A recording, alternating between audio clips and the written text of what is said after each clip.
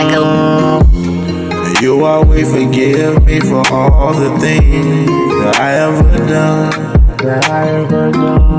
And you've been by my side through the struggles and the fears I had, even the darkest one. And every time I touch your eye, I feel like I'm just holding back, because my heart's so glad. It don't matter what we did, you're the wife of my life and the mother of my kids. Give you the storm, the wind, the moon, the rain, and the mountain. I'll give you the world and all that you wish for, and even more. Girl, I love you more than you.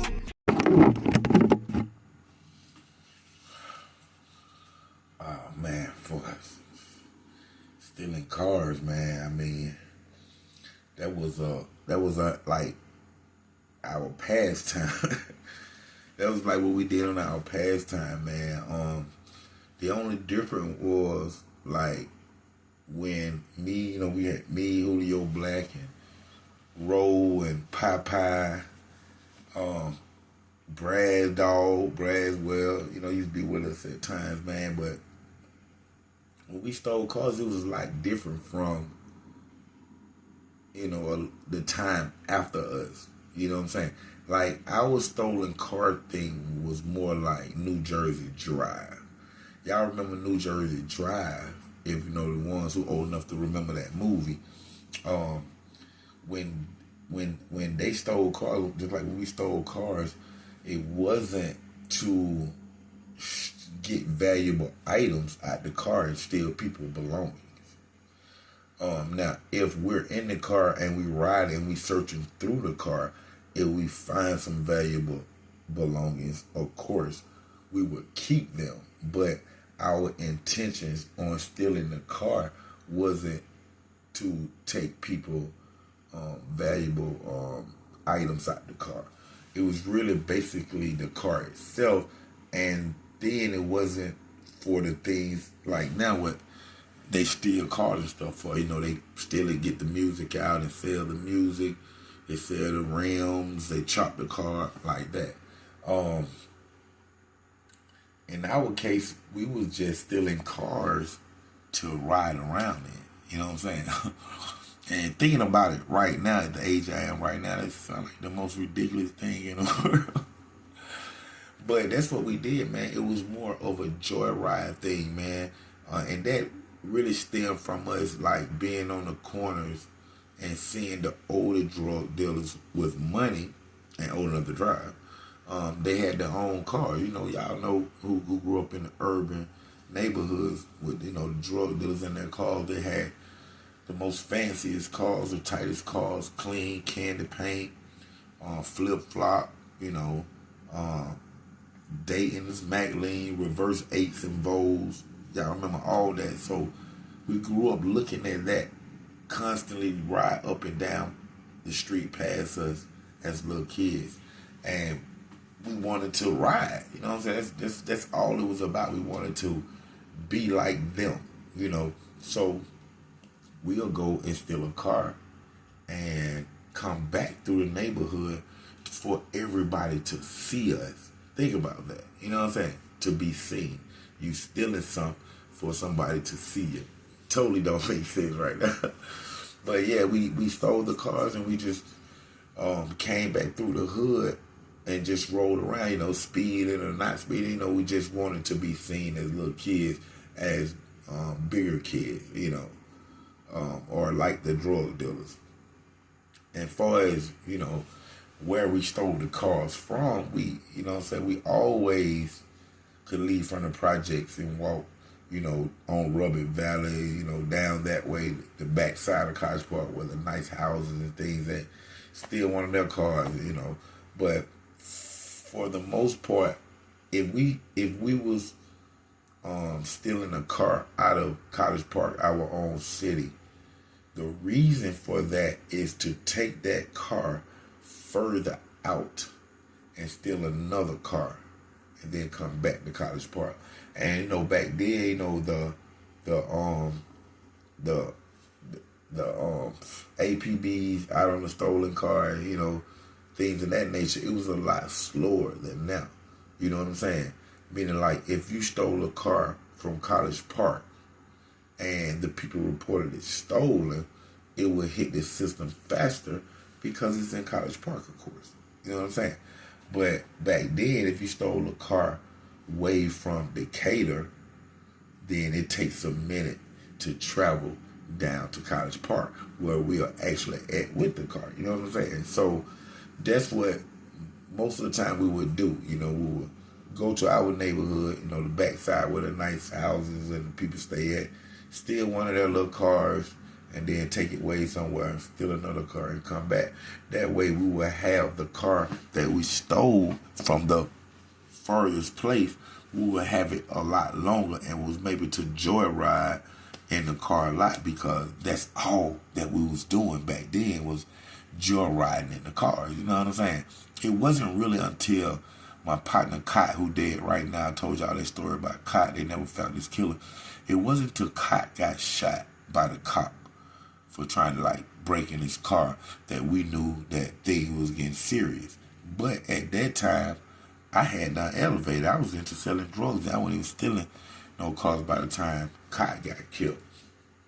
But when we like I said, we used to travel with the stolen car from College Park or East Point, because that was right next to door to us, so that was easy too. Like, we, didn't see anything in College Park, we'll keep on walking to our neighbor city, which is East Point, and then find a car there. And like I say, then we'll ride way out.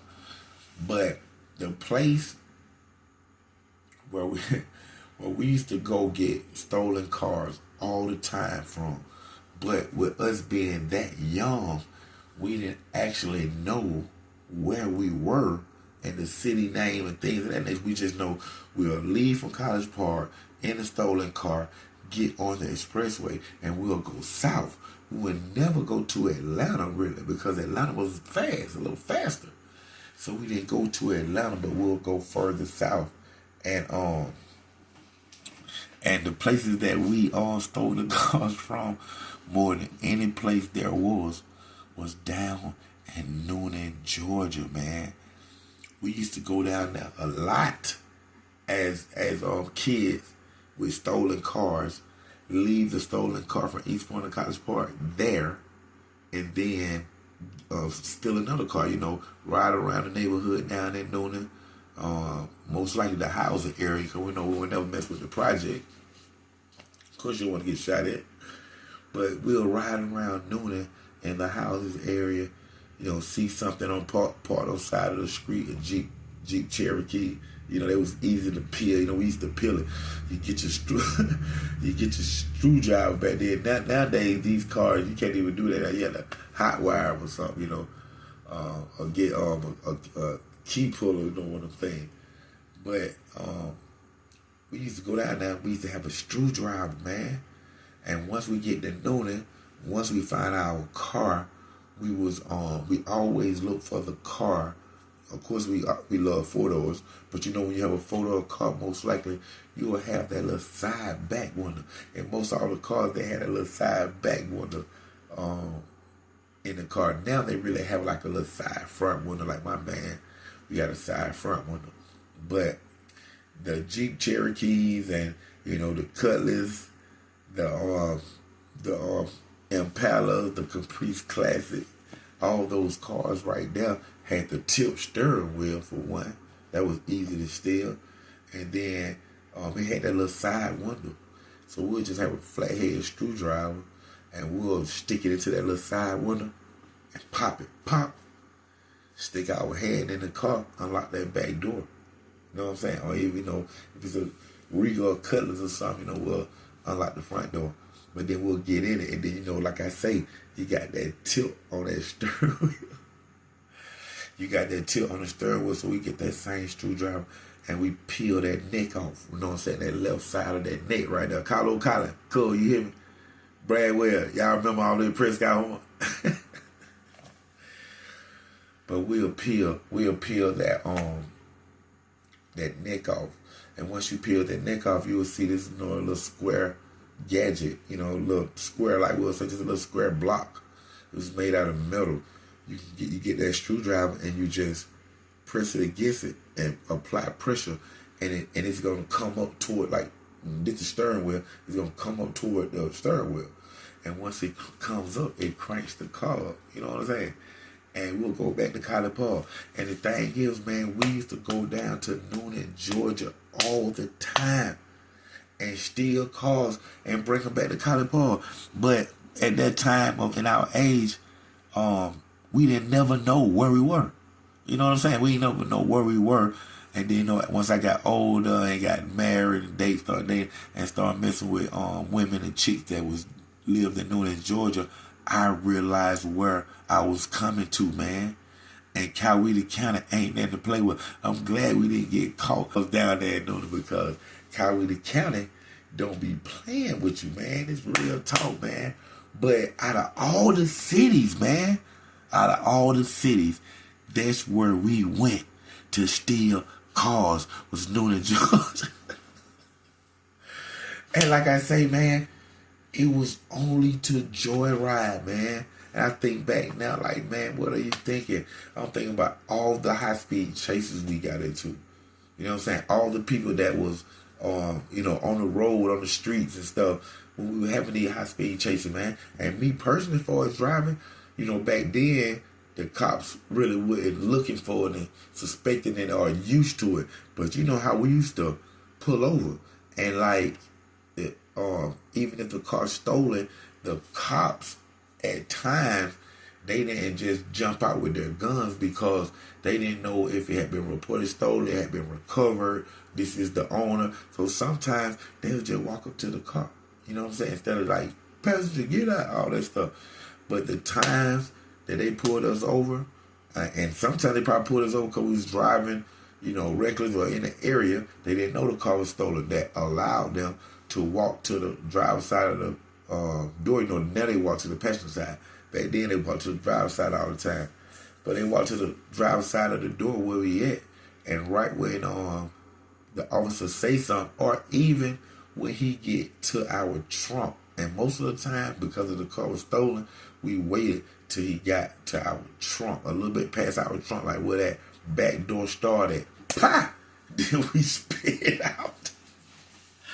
Then we sped out on him every fucking time. Every time we sped out on him, man. We waited till he got close to the car. He walking up to the car, and we just took off. And that just really, we knew that we were going to never get away from the car or the walkie-talkies, of course.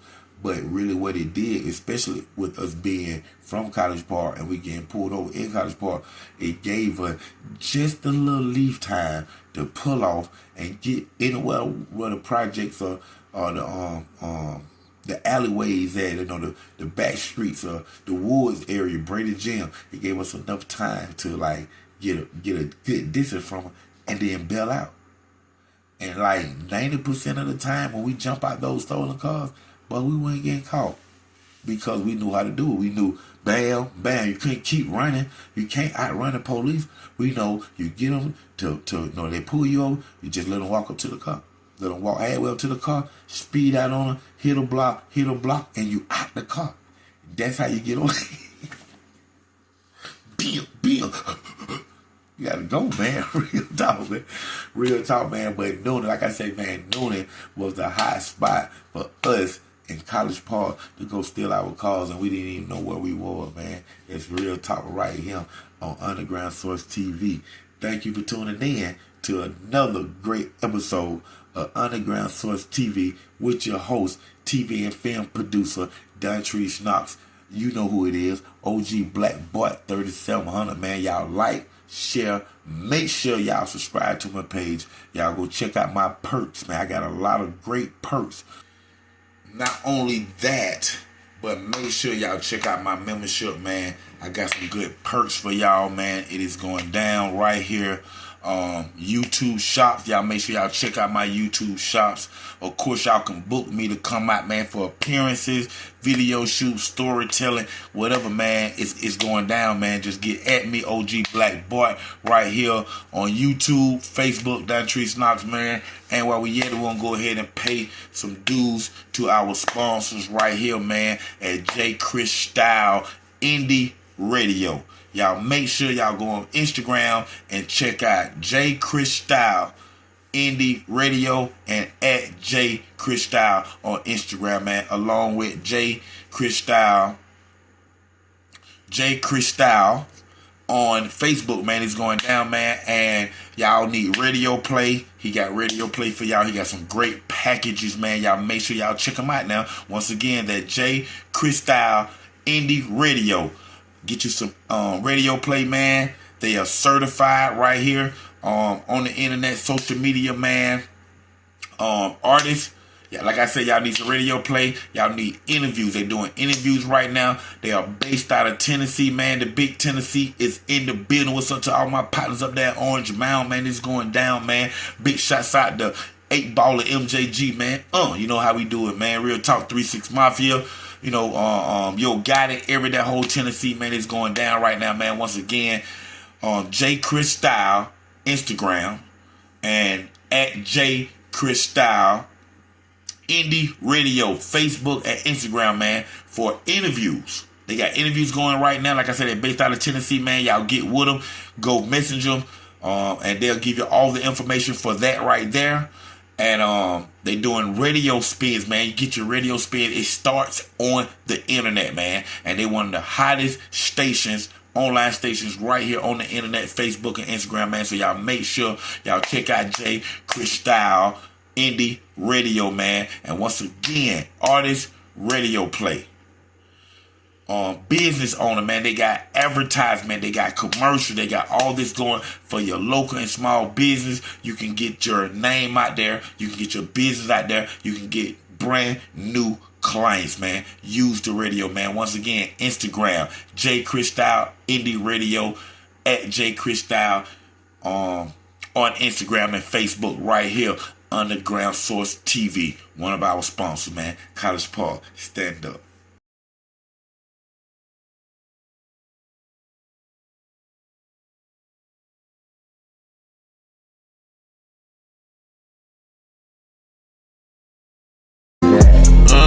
You always told me you were gonna be down for the ride. Girl, you picked your side.